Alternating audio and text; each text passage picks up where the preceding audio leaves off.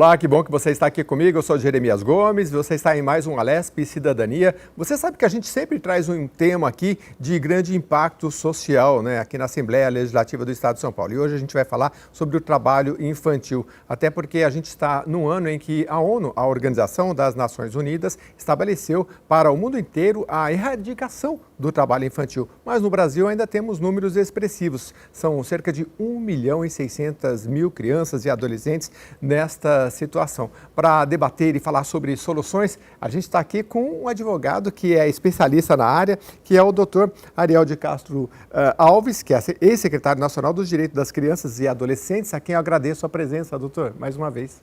Obrigado, Jeremias. É um prazer estar aqui na TV Assembleia, falar com você, falar com os nossos telespectadores sobre um assunto tão importante, ainda mais nesse ano que foi estabelecido pelo Pacto Global da Organização Internacional do Trabalho, a OIT, e também pela ONU, através dos Objetivos do Desenvolvimento Sustentável, como ano de eliminação, de erradicação do trabalho infantil. Então, nós temos até dezembro desse ano para eliminar o trabalho infantil no Brasil. Então, nós temos ainda 1.600.000 crianças e adolescentes exploradas no trabalho infantil, sendo que 586.000 estão nas piores formas de trabalho infantil, entre elas a exploração sexual infanto-juvenil, a exploração no tráfico de drogas, o trabalho em situação de rua, trabalho nos canaviais, trabalhos com agrotóxicos, então todos aqueles trabalhos que prejudicam a saúde e o desenvolvimento dessas crianças e adolescentes. E aqui em São Paulo, Jeremias, nós temos 197.000 crianças e adolescentes em situação de trabalho infantil e dessas 72.000 estão nas piores formas de trabalho infantil. Então, com isso, nós vemos o desafio enorme, talvez insuperável, do Brasil, de São Paulo, erradicarem o trabalho infantil até dezembro desse ano de 2025. Doutor, como é que o senhor vê a evolução? Porque esses números, é lógico que nós temos 8 anos aí de medição, né, desde 2016, e uma redução de 20% se a gente comparar desde 2016. Só que 1.600.000 ainda são muitas crianças e muitos adolescentes. A gente, que me lembra aqui na memória, nós temos o Estatuto da Criança e do Adolescente, nós tivemos iniciativas como o Bolsa Família, que eu estava lendo, que parece que teve um impacto importante, né? Mas como é que o senhor vê essa evolução? O desafio é grande. Estamos andando a passos meio lentos ainda, mesmo com esses avanços? Sim, estamos ainda a passos muito lentos, né? Nós tivemos, claro, avanços nos anos 2000, desde que veio o próprio Bolsa Família, desde as experiências também de renda mínima que nós estamos tendo em vários estados do país e municípios, e também claro que o desemprego, ele também gera mais trabalho infantil. No último ano, nós tivemos diminuição do desemprego no Brasil. O que acontece? Muitas vezes o pai e a mãe estão desempregados e a criança acaba tendo que ajudar no sustento do lar. E ela vai para as ruas, vai vender bala, vai trabalhar no farol, vai ter aí qualquer tipo de atuação, seja na agricultura também, no ambiente rural ou nos ambientes urbanos, para tentar contribuir com o sustento doméstico. Então, aumentando os índices de emprego, nós temos também a diminuição do trabalho infantil. O Bolsa Família, ele foi reestruturado. Nós tínhamos no governo anterior o auxílio, e aquele auxílio, ele não obrigava que as pessoas comprovassem que as crianças estavam matriculadas para que recebessem o auxílio. Sequer tinha que comprovar a vacinação infantil. Então, houve essa retomada do Bolsa Família para que os pais, as mães, comprovem a criança está matriculada na escola, está com a vacinação infantil em dia e, com isso, eles vão receber os benefícios do Bolsa Família. Inclusive, existe um aumento do benefício conforme a quantidade de crianças e principalmente se a criança está na primeira infância, do 0 aos 6 anos de idade. Então, com isso também gerou essa diminuição no ano de 2023, principalmente, que é o que foi computado até agora pelo IBGE, pelo Instituto Brasileiro de Geografia e Estatística, e esperamos que 2024 também, que os números ainda não foram trabalhados, não foram anunciados, tenha tido ainda uma maior redução do trabalho infantil. Mas nós sabemos que ainda é muito remota essa possibilidade de erradicação do trabalho infantil no Brasil e em São Paulo. É difícil superar 1.600.000 crianças e adolescentes trabalhando no Brasil e 197 mil trabalhando aqui no estado de São Paulo. Nós temos no ranking nacional, Minas é o primeiro estado com mais situações de trabalho infantil, que está praticamente empatado com São Paulo. Minas tem 73 mil nas piores formas, São Paulo tem 72 mil nas piores formas, Minas tem um pouco além de 197 mil, que é o número total de trabalho infantil aqui em São Paulo. Então, geralmente é Minas, é São Paulo e Bahia que vem liderando. Mas também são os estados aí dos mais populosos do país, então também isso, em parte, explica por que esses estados estão também liderando essa situação.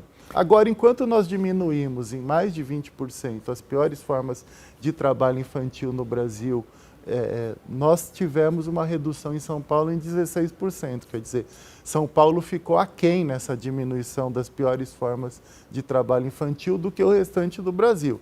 Isso mostra a necessidade de maior empenho, já que estamos aqui no Parlamento Paulista, nós esperamos que esse seja um ano também de que essa casa esteja mobilizada através da Frente de Defesa da Criança e do Adolescente, da Comissão de Direitos Humanos, para que a gente busque erradicar o trabalho infantil no estado de São Paulo em 2025. Agora, doutor, quando a gente fala de trabalho infantil, eu estava lendo que dois aspectos, às vezes difícil até de medir, é a questão da exploração sexual e também no jovens, crianças e adolescentes envolvidos no tráfico de drogas. São desafios distintos se você pegar aquele que trabalha num canavial ou aquele que está envolvido com o tráfico. São desafios distintos para combater e para solucionar? Ou tem uma base que seja talvez escolar ou de campanhas ou social que é para todos? Sim, é claro que é importante a gente desmistificar o trabalho infantil para a sociedade. Você já deve ter ouvido muitas vezes, melhor estar trabalhando do que roubando. E geralmente o trabalho infantil, até na minha experiência, principalmente desde os anos 90, trabalhando com adolescentes infratores em conflito com a lei, visitando unidades de internação da antiga FEBEM, hoje Fundação Casa, muitas vezes o trabalho infantil é a porta de entrada para o envolvimento com a criminalidade. O que acontece? A criança está lá vendendo bala no farol, se ela for menino, logo vai vir o traficante e falar, se você vender droga, você vai ganhar muito mais que vendendo bala. E essa criança vai ser facilmente aliciada. Muitas vezes, se é menina, ela vai ser chamada, se você vender seu corpo, você vai ganhar muito mais do que vendendo bala, do que limpando os vidros do carro no farol. Então, isso acaba sendo aí uma porta de entrada. Então, quer dizer, o trabalho infantil, principalmente esse trabalho infantil nas situações de rua, acaba sendo uma porta de entrada para o tráfico de drogas, para a exploração sexual. E nós temos desde 2008, até com base em convenções que o Brasil assinou junto à Organização Internacional do Trabalho, um decreto federal que trata das piores formas de trabalho infantil. Daí inclui a exploração sexual infanto-juvenil, inclui o tráfico de drogas, inclui o trabalho em situação de rua, que a criança trabalhando nas ruas, seja como engraxate, vendendo alguma coisa, pedindo, também é uma forma de trabalho infantil. São Paulo tem em torno de 4 mil crianças e adolescentes em situação de rua, aqui na capital, por exemplo. Doutor, todas as cidades da região metropolitana e as grandes cidades de São Paulo tem crianças em situação de rua. Sim. Todas elas estão também em trabalho infantil. Muitas vezes é um trabalho infantil para ajudar a família. Aqui, boa parte das crianças em situação de rua em São Paulo e adolescentes, eles passam a semana toda na região central de São Paulo, ganham um dinheiro, pedindo principalmente, fim de semana voltam para suas casas e com isso contribui com os sustentos domésticos. Então nós temos que levar tudo isso em consideração para mostrar para a sociedade que o lugar da criança, do adolescente, é na escola em tempo integral de preferência, e depois na adolescência, em cursos profissionalizantes, no ensino técnico, se preparar de uma forma saudável para o mercado de trabalho. Eu sempre digo, o trabalhador infantil de hoje é o desempregado de amanhã. Que você sabe, nós temos um mercado de trabalho cada vez mais competitivo. Sim. Até a gente que tem curso universitário tem hoje dificuldade de estar no mercado de trabalho. Imagina quem não se preparar para esse mercado de trabalho. Vai passar a vida toda sendo explorado, vai ficar no trabalho formal, vai ficar como vendedor ambulante, porque não vai se preparar para o mercado de trabalho. Então nós precisamos, de fato, ter essa cultura no Brasil.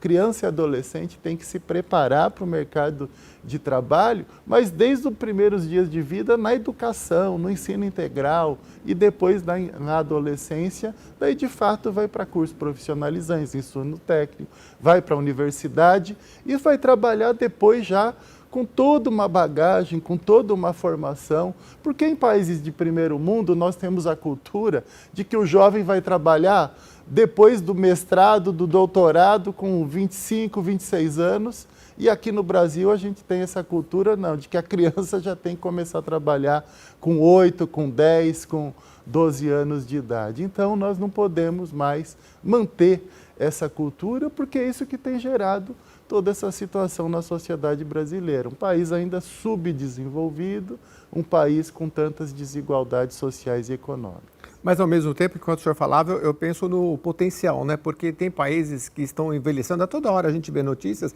que estão pedindo jovens, né? Eu até brinco aqui, o meu sobrinho uma vez falou, olha tio, vamos para tal país lá, porque eles estão pagando para ir lá. Eu falei, quantos anos? Até, acho que 25 ou 30. Eu falei, não, o tio já passou dessa idade, vai você, né? Mas, como é que o senhor vê esse potencial? Porque a riqueza do país é o seu povo, e a gente tem jovens e crianças que, me parece que a partir de 2040 a gente vai, o número de idosos e de jovens vai meio que igualar e aquela pirâmide já vai ficar mais achatada, né? Sim. E é o potencial, provavelmente, que a gente está perdendo. Se a gente pegar, por exemplo, exemplos como a Coreia do Sul, que lá na década de 60 resolveu investir nos seus jovens e hoje é a potência que é.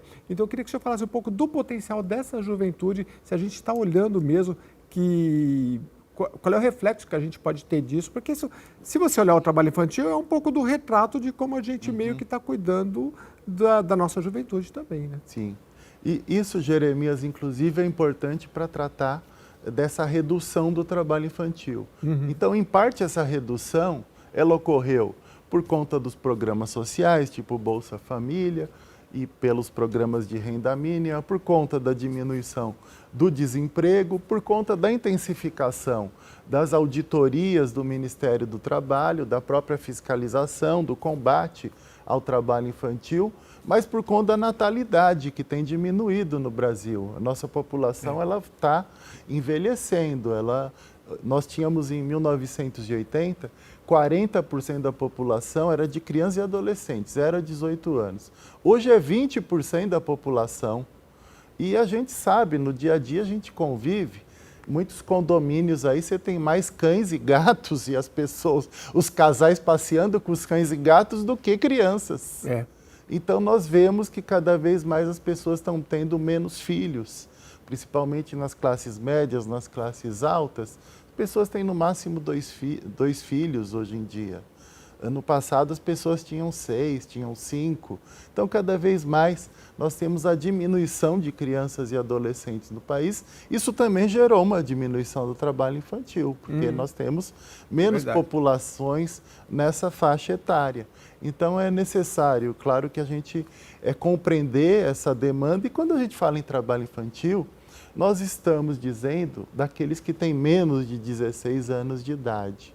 Então, a Constituição brasileira, junto com o Estatuto da Criança e do Adolescente, eles proíbem o trabalho para aqueles que têm menos de 16 anos de idade. Mas a gente vai encontrar criança aí com 9, 10, 11 anos.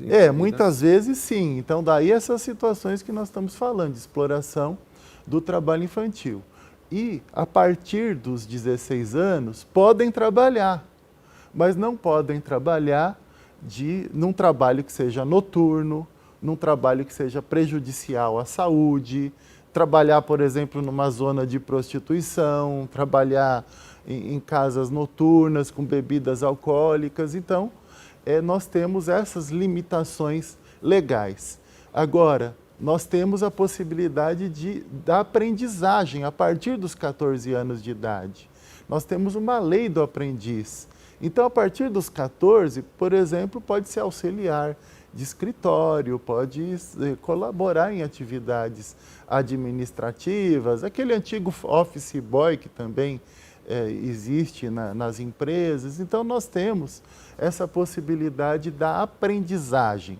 E as empresas são obrigadas a ter os aprendizes trabalhando. Aqui mesmo na Assembleia nós temos estagiários, nós temos aprendizes.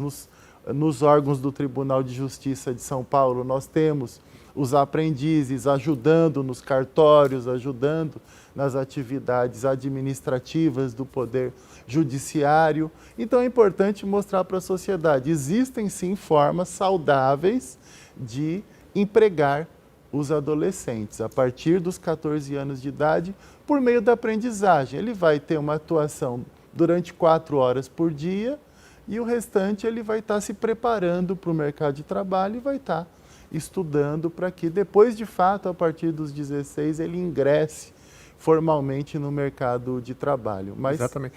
O Brasil é muito grande, tem muita periferia e às vezes quem está nas grandes metrópoles, como aqui na capital, não tem uma percepção do que é a periferia e do que é o setor agrícola também, que ainda tem crianças e adolescentes trabalhando.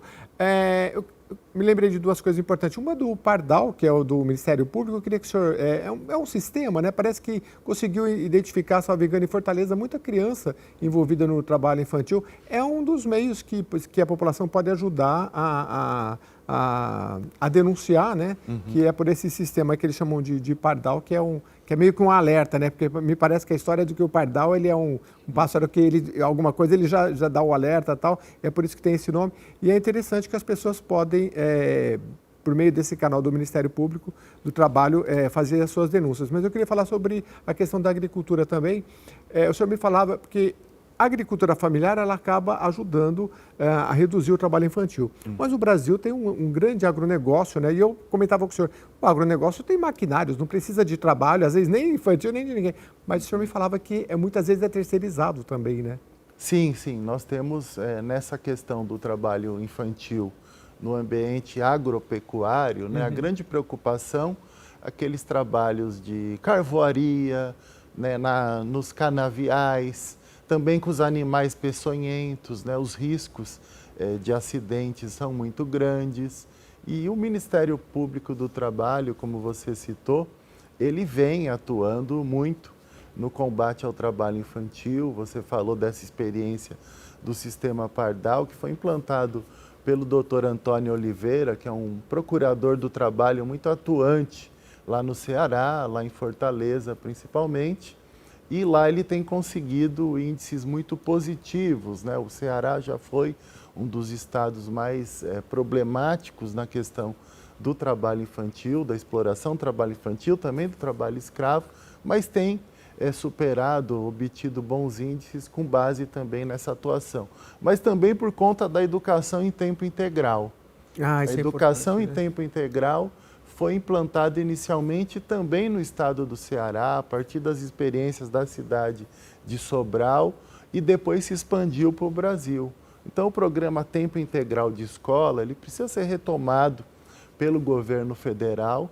Nós já temos alguns municípios com várias iniciativas de tempo integral, inclusive aqui na capital paulista, boa parte dos estudantes da prefeitura estão no tempo integral de escola, mas nós precisamos intensificar, principalmente no próprio estado de São Paulo, que precisa ter mais escolas de tempo integral do que tem atualmente em todo o país, porque com isso você ocupa a criança tanto com o ensino formal, mas com atividades culturais, esportivas, de lazer, ela fica menos exposta a situações de risco. Acho que ainda é polêmica essa questão do integral. Eu entrevistei uma senhora aqui também de uma ONG, ela falava, ó, Jeremias, é muito importante que a criança saia da escola de manhã e à tarde às vezes já vá, também para no mínimo, se não for integral, alguma atividade, porque a gente percebeu que entre ela sair, não sei, tipo meio-dia e 2 horas para ir para outra, as mães, na periferia tem muita mãe que trabalha, e essa é a realidade, e as crianças ficam sozinhas. E aí, nesse período de 2 horas, elas eram aliciadas,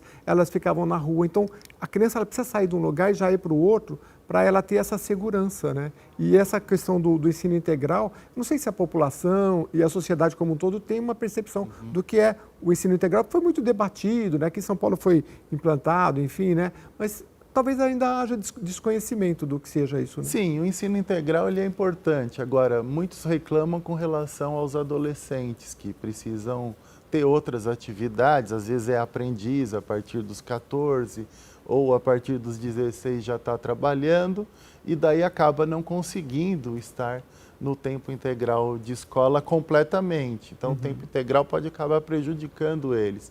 Então, as escolas têm que levar em conta também essas necessidades e ter autorização para que esses adolescentes não sejam prejudicados, para que eles cumpram uma parte do período escolar e que eles possam depois manter as suas atividades. Ou que possam talvez pensar em gerar renda nesse outro período, né? Porque geralmente o ensino integral ele tem um certo período que é mais dedicado às artes, tem outras, né, trilhas, eu não sei como é que chama hoje, né? Mas talvez pensar nesse período talvez de estudar e gerar renda dentro do ambiente escolar, né? É uma coisa para se pensar também. Agora, sim, tem escolas que já possuem, além do ensino formal comum, né, convencional, também junto com o ensino profissionalizante. Então, nós já temos muitas experiências em escolas voltadas ao público adolescente, de ensino médio, que tem também as experiências de profissionalização inseridas nesses ambientes escolares. E um programa importante também é o programa Pé de Meia, que foi criado pelo governo federal, que garante uma bolsa de estudos mensal de 200 mil, é claro que ainda é pouco, 200 mil por mês, mas é um incentivo para os adolescentes não se evadirem da escola e não se inserirem em situações de trabalho infantil. Então já é uma iniciativa importante que precisa ser melhor incrementada, que a educação precisa atuar mais conjuntamente com o Sistema Único da Assistência Social, com as outras áreas, para que a gente possa ter, de fato, os impactos desse programa. Mas outro programa que precisa ser retomado no âmbito federal é o Programa de Erradicação do Trabalho Infantil, que é o programa que foi mais importante para diminuir o trabalho infantil nos anos 2000, entre 2000 e 2017 principalmente, mas depois de 2017 esse programa foi descontinuado. Começou a ser descontinuado na gestão da Dilma, foi completamente paralisado na gestão do Temer e também do Bolsonaro. E que nós esperamos, né, foi até uma conclusão que nós tivemos durante a transição do governo Lula, que eu coordenei a área de infância e adolescência, para que fosse retomado o PET, o Programa de Erradicação do Trabalho Infantil. Esperamos que esse ano, até em razão dessa meta de até dezembro eliminarmos o trabalho infantil no Brasil, o PET seja relançado e possa aí ter impactos, pelo menos nesses próximos 12 meses no nosso país. É um programa de Estado que, né, que permaneça, seja qual for a gestão. Eu tenho, por exemplo, a gente citou aqui o sistema Pardal, mas que, pelo que o senhor me trouxe, é uma iniciativa mais isolada, mas que pode ser multiplicada pelo resto do Brasil. Tem campanha do Ministério Público Não ao Trabalho Infantil, essa é de 2020. Programas sociais integrados, o programa Busca Ativa Escolar, né, que ajudou a reintegrar 70 mil crianças à escola em 2022. É uma questão de aprender também, né, doutor? Mas principalmente de um programa, né? Que você possa ter essas iniciativas que não sejam isoladas. Reunir um pouco da sociedade civil e talvez legislação falta ou é mais iniciativas do próprio executivo? Sim, essa busca ativa, ela é fundamental e ela foi intensificada depois da pandemia. Você sabe que no período da pandemia nós tivemos a suspensão das atividades escolares, Sim. porque não tinha vacinação para evitar a contaminação das crianças, adolescentes, apesar de não serem o público, né, mais vulnerável naquela época à própria Covid, mas eles podiam atingir também os idosos, os seus pais e mães, se fossem contaminados. Então foram suspensas as atividades escolares por mais de um ano. E com isso, muita criança e adolescente desistiu da escola, porque o ensino à distância ocorreu muitas vezes de forma precária, porque os estudantes não tinham aparelhagem, computadores, não tinham acesso à internet, principalmente os estudantes de escolas públicas. Foram muito prejudicados, desistiram da escola e depois nós tivemos então uma enorme evasão escolar. Daí ocorreram atividades de busca ativa dessas crianças e adolescentes que tinham deixado as escolas. E com isso, então, nós tivemos aí uma retomada para que essas crianças e adolescentes voltassem aos ambientes escolares. Inclusive, o trabalho infantil aumentou bastante durante a pandemia também. E isso foi visível nos faróis, nas ruas, em vários locais. O trabalho infantil se intensificou, porque as crianças não estavam na escola e com isso estavam mais tempo à mercê de situações de risco e também da própria exploração do trabalho infantil. E porque pais e mães perderam rendas, ficaram desempregados e também com isso o trabalho infantil se ampliou. E depois nós tivemos então esse trabalho de busca ativa. São Paulo, inclusive capital, importante mencionar, tem um trabalho de busca ativa com as próprias mães dos alunos que já estão na escola. Então, grupos de mães são até remuneradas pelo poder público com bolsa, uma bolsa mensal, para que elas procurem outras mães na periferia que não tenham matriculado seus filhos na escola. Procurem identificar as crianças e adolescentes que não estão frequentando ou não estão matriculadas na escola. Então, é claro que é uma preocupação importante que nós temos que ter, ainda mais agora que estamos no início de ano e ainda vai começar o período escolar no ensino público.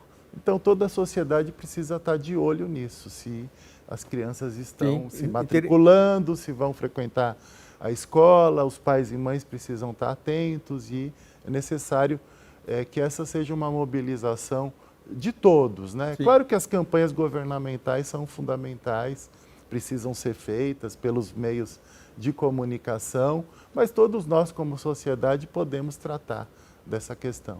É interessante, a gente estava falando aqui da questão de olhar para o jovem, adolescente, para a criança como um futuro muito próximo, né? Até como força de trabalho, é um índice aqui interessante, ó. O IPEA estima que o trabalho infantil reduz a produtividade futura da economia em até 25%.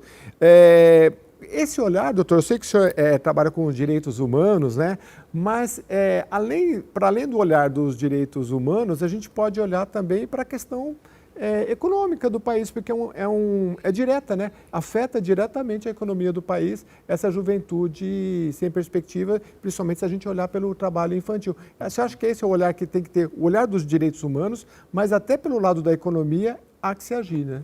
Sim, nós temos que verificar também que o trabalho infantil, ele além de prejudicar o processo educacional, de formação da criança, do adolescente, do jovem, ele gera acidentes também. Sim. Nós temos índices aí que são computados pelos governos de em torno de 5.000 acidentes envolvendo o trabalho infantil por ano. Uma média de 4 crianças e adolescentes morrem por mês nas situações de trabalho infantil. Eu mesmo já conheci crianças em São Bernardo, que é uma cidade forte do sindicalismo, da fiscalização, mas crianças que tinham perdido o braço porque estavam trabalhando em marcenaria, estavam mexendo aí em serrar madeira e perderam dedos, perderam mão, perderam braços. Então é necessário que a gente também tenha essa preocupação. E depois essas pessoas que sofreram esses acidentes, elas vão depender depois do Estado para serem sustentadas. Por isso também tem essa perda econômica que pode ser gerada. E na questão da produtividade também, porque uma pessoa que é capacitada educacionalmente, passa por todos os processos de formação, ela vem muito mais qualificada para o mercado de trabalho. Ainda mais que cada ano nós temos um mercado de trabalho cada vez mais exigente, né? Há poucos minutos aqui nós falávamos de inteligência artificial.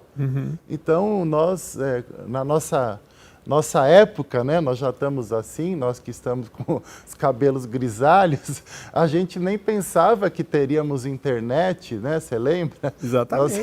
Nós surgimos na época da máquina de escrever, a gente nem pensava que hoje a gente teria esses celulares fazendo tudo como nós temos hoje, que teríamos internet, que teríamos agora a inteligência artificial. Então, isso demanda também que as pessoas estejam mais qualificadas. E o trabalho braçal muitas vezes vai sendo também substituído por aqueles que sabem mexer em computadores, por aqueles que sabem mexer nos robôs, por aqueles que sabem atuar com a inteligência artificial.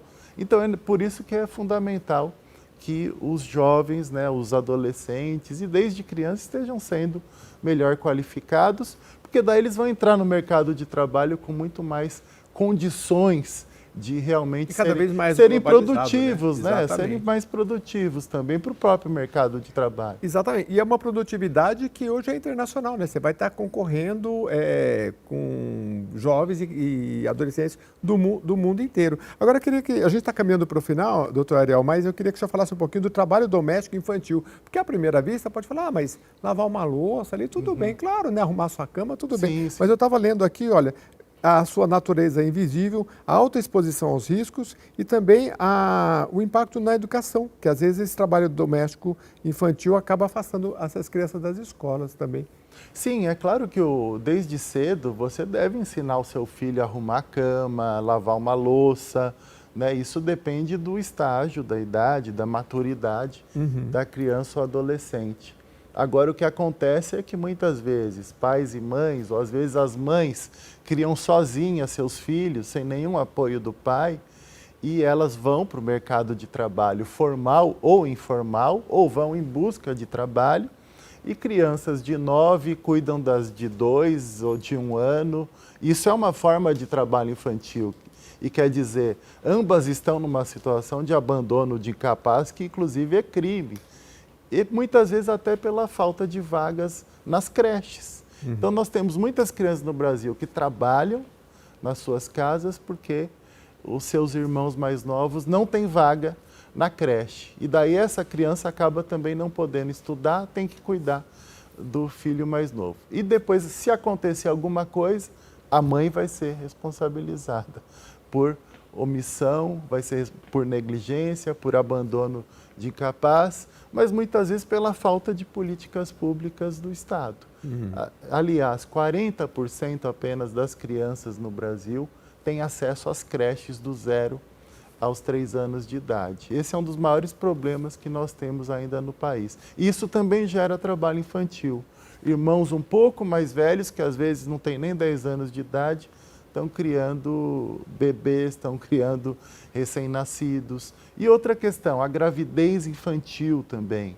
Nós temos muitas meninas mais novas, adolescentes, às vezes até crianças, que praticamente se casam, apesar da lei não permitir esse tipo de casamento, se juntam com pessoas, homens mais velhos, e elas vão passar a vida no trabalho infantil doméstico, na violência doméstica, submissa, né, a quem está mantendo elas financeiramente e com filhos pequenos para cuidar. Então é uma infância que também acaba sendo totalmente liquidada, prejudicada por conta também de casamentos precoces, de gravidez precoce, isso também gera esse trabalho no ambiente doméstico.